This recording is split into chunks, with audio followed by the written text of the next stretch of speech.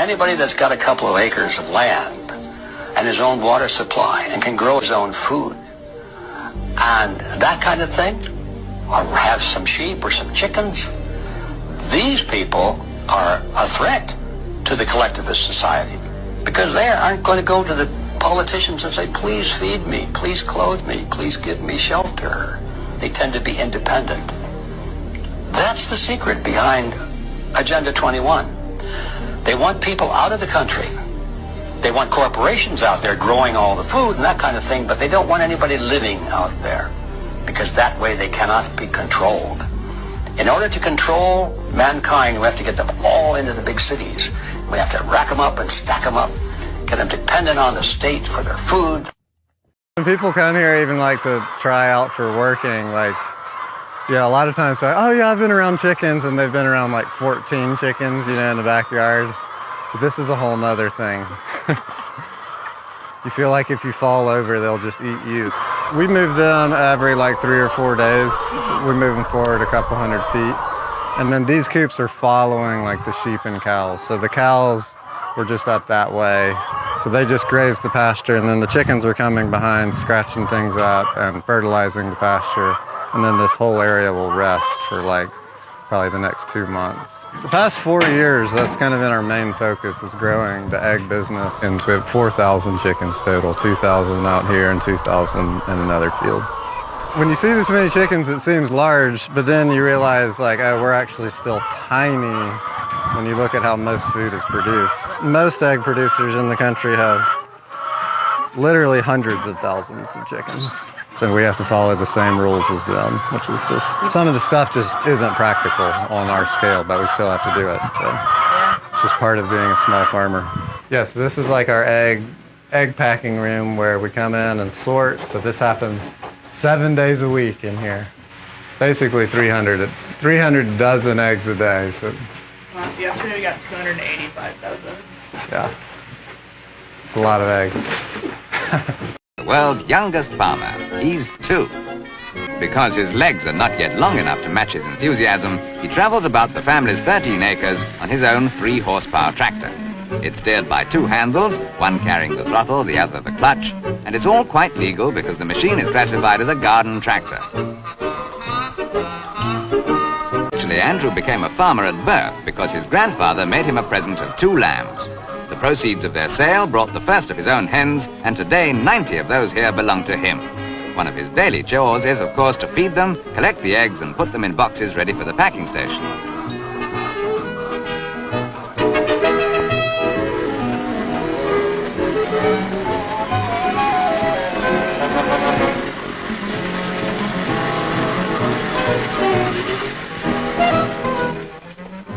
Andrew does all this because he likes it, and in every other way, he's a typical little boy.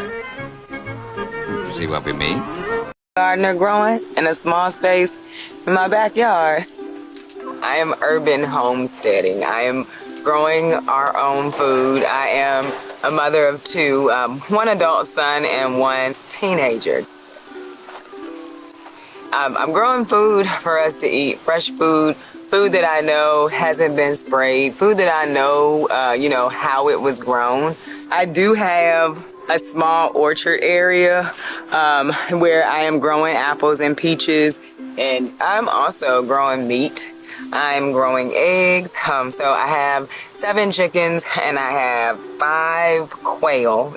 But the biggest thing that I'm doing in my backyard is growing food. It is something that I started doing in 2020, and it's a lot of things to me. It is food, it is peace, it's a hobby. It's a thing that I do that makes me feel good. Like that one little seed can produce so much food, and it's just amazing to me. And it's a lot of work, but it's a lot of food, and you wouldn't think you could grow that much food in your backyard. But I do kind of intense planting out here. So I'll fill the bed as much as I can. Just kind of the thing that you do in an urban setting when you don't have a lot of space. And I will tell you, during the summer, I don't buy vegetables. I have no reason to. Even in the winter, because I do preserve my food. I freeze some. I'm learning to can a little bit better. I dehydrate. I dry things, like just air dry them. So I also don't know the last time I purchased herbs, because herbs grow huge and they produce a lot in one season. As the time has passed, we went from 1 garden bed to 3 garden beds. And then it just kind of exploded into what it is right now. So 365 days a year, this urban garden grows. I do share my garden over on Instagram at Miss Asia Spratley. I just enjoy sharing. I want people to know that you don't have to have a whole lot of land and you don't have to have a whole lot of space to grow a garden that produces a whole lot of food. You control the food, you control the people. That has always been the plan. Because if they're able to control, at the end of the day, we all got to eat, right? So if they're able to control where you eat, how you eat, in their minds, they can break you to do anything. That's why I put together a couple of clips that show this and show the kind of power you have if you're able to feed yourself without running to corporations to feed you. You have a lot of power once you do that. And also, it doesn't fit the narrative of how, the Malthusian theory, there's not enough resources for everybody, right? Here you have a lady in her backyard, right? You have this, small farmer, he's producing a lot, says 300 dozens of egg a day. Imagine if every household is able to do this, right? That's what they don't want you to do, because you have power. They feed you their garbage. There's not enough resources. There's not enough food. That's why we have to euthanize all the cows, right? Bill Gates buying up all the farmlands. And we have to feed you lab-grown meat and all of that garbage, right? Only 4,000 chickens, and they're able to produce 300 dozens of eggs a day. They have this young man here, he's all into his farming, and this young man right here, he is more competent than any individual out there with a college degree. Because your college degree can't feed you. You see, your college degree cannot feed you. You cannot go anywhere with a college degree when all said and done. You can only work as a slave, as a cog in the machine. And when the machine breaks down, you become useless. Well, this young man here, he will never be useless, because he always know how to get around. He always know how to feed himself and his family, because at a young age, he's been taught to do so. Nobody teaches you how to do this. In a so-called civilized world, a lot of people don't know how to feed themselves without going to Walmart and all this supermarkets and things, and they feed you all kinds of crap. You see, you have this lady in her backyard, she's able to grow food, so it doesn't fit the narrative that there's not enough resources. That's why they're buying up all the farmlands and making it very difficult for farmers to produce food. So they can push that, there's not enough food for everybody. There's not enough food, and here you are trying to kill off the cows. That's why they have to create another narrative, because the cows are causing carbon emissions. It is lies on lies on lies on lies on lies. Why? Because they want to control you. And what better way to do that than to control your food sources? Just in her backyard, she's able to do an amazing things. Feed her family, just one individual, just one person, right? This is amazing work. This woman used her own backyard to grow an abundance of vegetables, herbs, fruits, and even do a little animal husbandry. And there you have it. Just in her backyard, she's able to do this. So this gives you power, which they don't want. Hence why they're pushing everybody to live in these big cities. That's hence why there's this push for this 15-minute cities. And these 15-minute cities, everybody will be packed in. There will be no room for you to grow your own food. So you have to come to them for everything. See? It is all about control. There is enough resources in this world. Enough. Shouldn't be out here eating lab-grown crap. Shouldn't be eating all this chemical processed bull crap. They do that for a reason. And when you consume a lot of this chemical lab-grown crap, what happens? Your body breaks down and you end up in their hospitals, you end up in their pharmacy, you end up in the hands of big pharma, where they further jack you up. Not only are they going to jack you up, they'll milk you for everything you got, whether you have insurance or not. You see, it is a circle of oppression and bondage. I always like to quote the movie Matrix when Morpheus was telling Neo, "You are a slave, Neo. You were born into bondage. You're born into it." That's why a lot of people they become cool living the way we do. That is not the way. This ain't living. We're not supposed to be living like this. Meanwhile, while we are at each other's throats, they are cutting off. The so-called human experience has become whack. And everybody is at each other's throats. And you don't even know how to grow your own food. You couldn't survive on your own. You couldn't do it. But they use social media and propaganda to get you all messed up in the head. Meanwhile, things that really matter, you have no clue how to go about it. So I had to put a couple of this clips together so you'll understand why all of this push. See?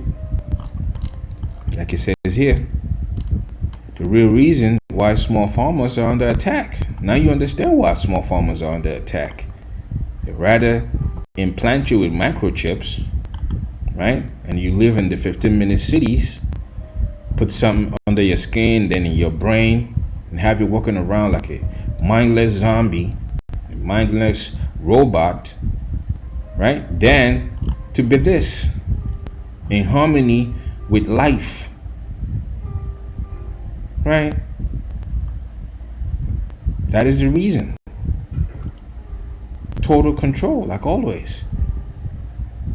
And you would just be a perpetual slave, always running to them for everything. And when you run to them for things, guess what? Like it says here, industrial seed oils aren't food. They are the end product of chemical process. If you read through this, you see, even the clip itself, the lady breaks it down how all this stuff are affecting us in a very bad way. And you look at these people that are growing their own food, they just have a healthy look about them, right?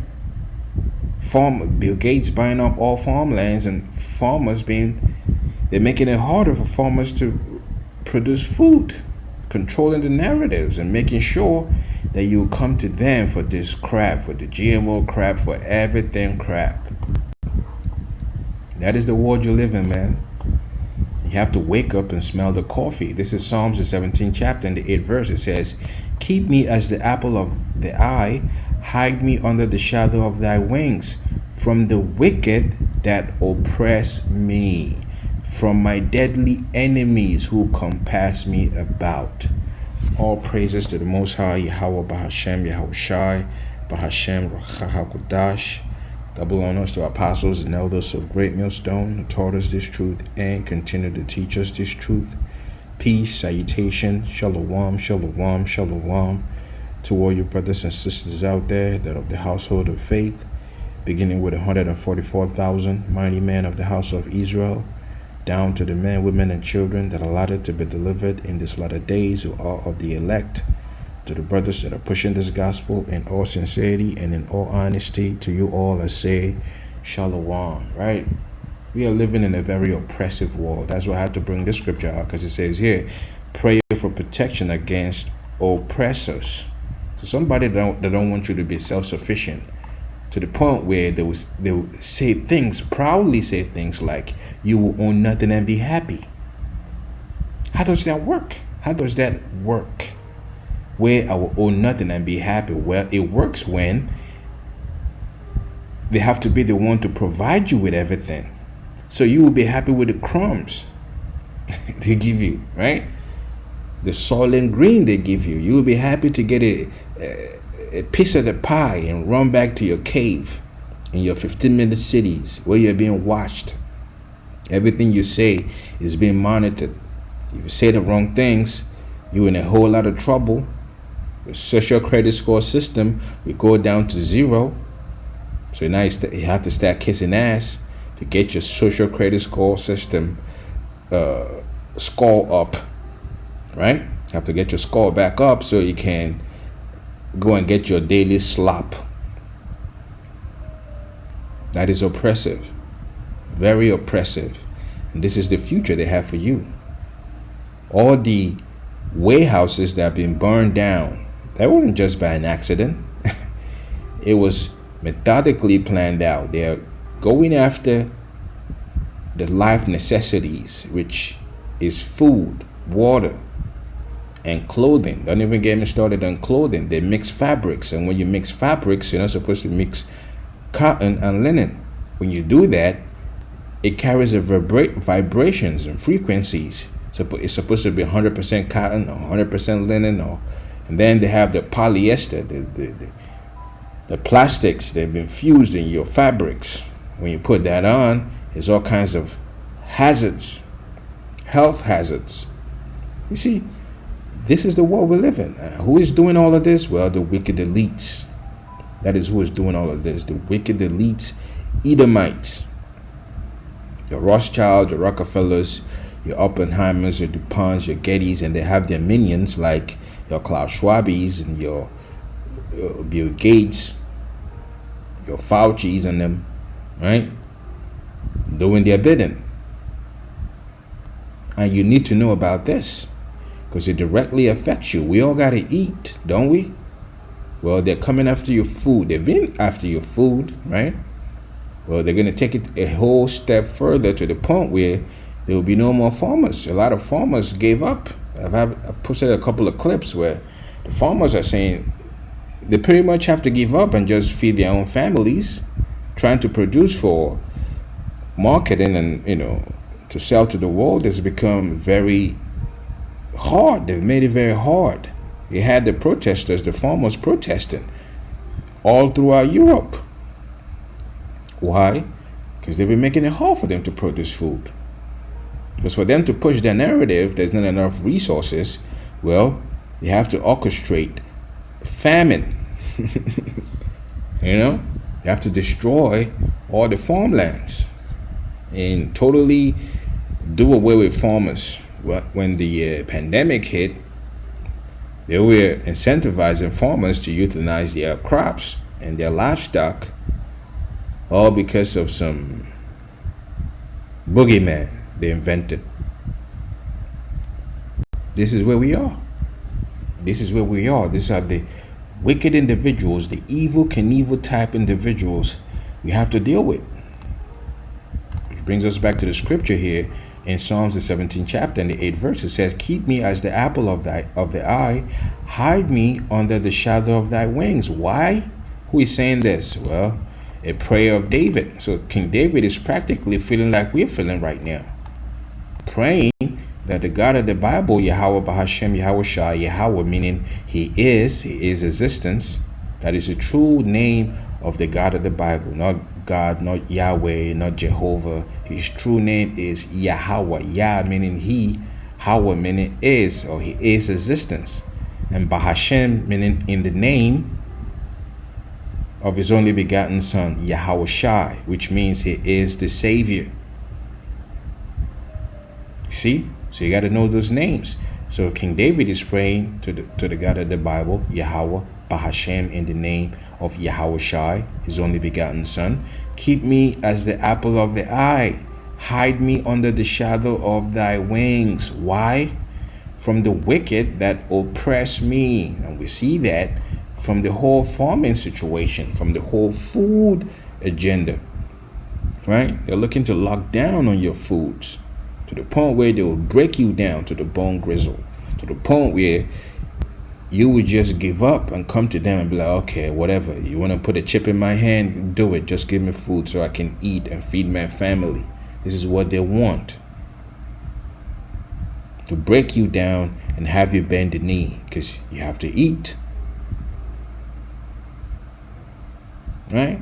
Just that lady, just in her backyard, she's able to produce a whole lot of food. One individual. Right? Anytime they say there's not enough food, there's not enough resources, the talk is never about how to increase resources. Have you noticed that? The talk is always how to reduce population, not about how to increase resources, because it's easy. If one lady can grow that much food in her backyard, how about you make it to where every family can be able to grow food? There wouldn't be no, oh, there's not enough this and enough that. Because everything else is secondary. The main thing we need is the food, the water, clothing, and shelter, right? If you're able to do that, everything else is secondary. We can all survive without everything else, right? So the basic necessities of life, they've made it so hard for you to do. And a lot of people don't even know how to go about it. People eat and they don't even know how their food are produced. They have no clue. They are more busy doing some TikTok dance and, doing all kinds of folly.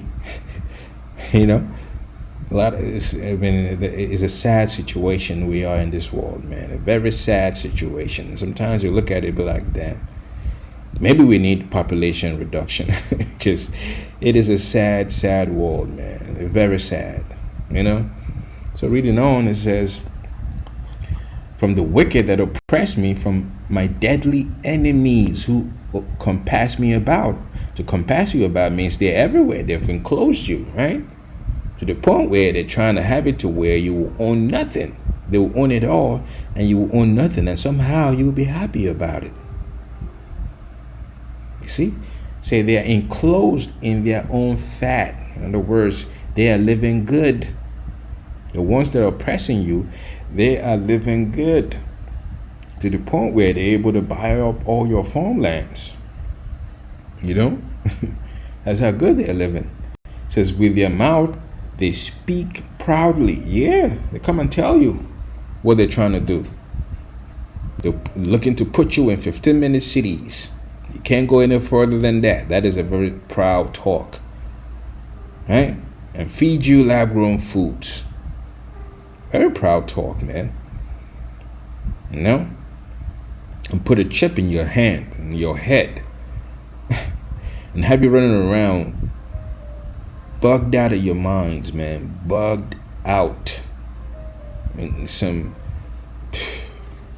is insane. It says, they have now compassed us in our steps.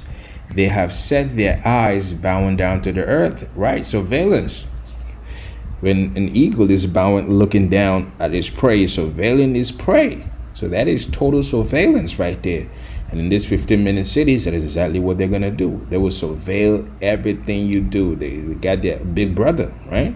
Big brother is watching you. They've compassed you about, put you off in these sections, in these districts where they can easily track everything you do. And then they have your digital identity. They have your digital wallet, right? Then they have a surveillance they put under your skin, right, to track everything you do. See, it says, as a lion that is greedy of his prey, and as a young lion lurking in secret places. Goes on to say, arise, O Lord, disappoint him. Disappoint who? Well, the wicked elites that are in control right now. They're looking to bring about the NWO. So the prayer of King David is to disappoint them so they won't be able to accomplish their great reset, their fourth industrial revolution, to where you will own nothing and be happy. They need to be disappointed, because if they're able to accomplish the agenda, we will all be in trouble, man. In serious trouble. It says, arise, O Lord, Yahweh Hashem, Yahweh Shai, disappoint him, cast him down, deliver my soul from the wicked, which is thy sword. So the Most High is using the wicked as a sword of punishment. Because a lot of the people, a lot of the world has forgotten their creator. They've forgotten the God that made them, right? They've forgotten the true living power that created everything. So the Most High is using the wicked elites to punish the earth. And then when he's done, he will send his only begotten Son to refresh everything again. You see?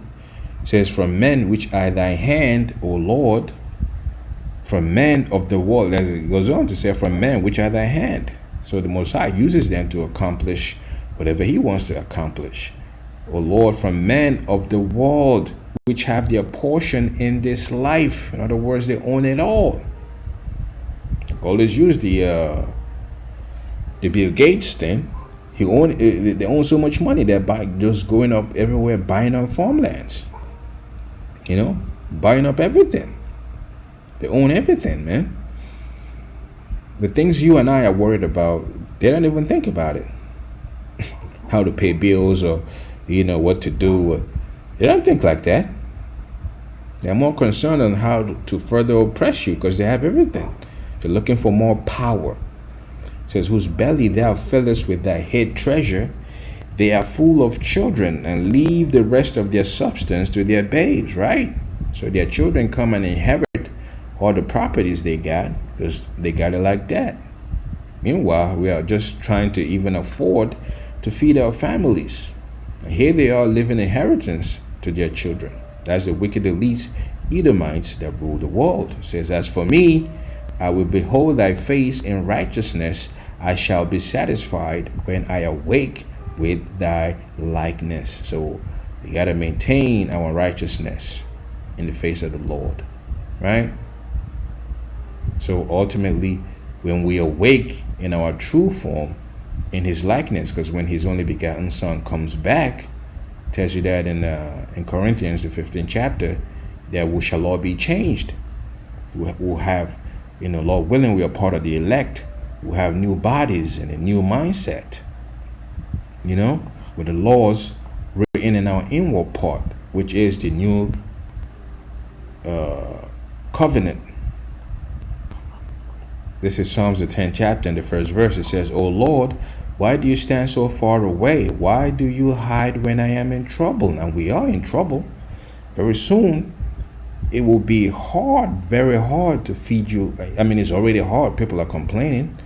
Well, they're looking to take it a step further, a whole step further, to the point where there will be no more regular farmers out there. If you're trying to get anything, it will be solely from them. That is trouble right there. Right? Martial laws, concentration camps. You see? To the point where you won't be able to speak anything against the government. You'll be arrested. Trump is talking about homegrown terrorists being sent to some offshore prisons. It says, the wicked arrogantly hunt down the poor. Let them be caught in the evil they plan for others. See, that's our prayer, that they get caught in their own snare, in their own traps, because they have evil plans. Like it says here, let them be caught in the evil they plan for others. There's nothing but evil plans they got to take away your food, life necessities, and break you down. It says, for they brag about their evil desires. Posted a couple of clips, done a couple of videos on how they're looking to reduce the population, because to them that is a problem. That is the number one problem. There's too many people on the planet, right? But it's never about to allocate the resources they've been hoarding and have everybody be self-sufficient to be able to take care of themselves and their family. It's never about that.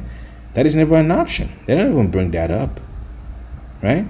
It's all about, we gotta unalive you guys, man. You become a useless eater. We just gotta have to do away with you. It says they praise the greedy. They are all greedy MFers. So they're quick to praise one another. and curse the Lord, Yahweh Bashem Yahweh Shai. It says the wicked are too proud to seek God. They seem to think that God is dead. Why? Because they've been doing so much wickedness and they haven't been able to pay for it. So in their minds, probably there's no God. But they've lied to themselves. It says, yet they succeed in everything they do, right? It looks like that. Every plan they've been planning to do, they've done it. They directed energy weapons. They've been able to use technology to have weapons like that and do all kinds of abominable stuff, right? Flooding places, cause unnatural disasters. It says they do not see your punishment awaiting them. That's what happens because they think God is dead. So they do not see the punishment of God of the Bible, Yahweh Bashem Yahweh Shai, coming for them. So they sneer at all their enemies. They think nothing bad will ever happen to us. That is their mindset. We will always keep doing wickedness because look how far we've come.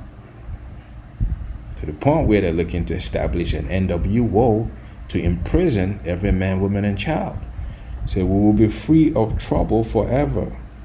But that's a lie. It says their mouths are full of cursing, lies, and threats. Trouble and evil are on the tip of their tongues.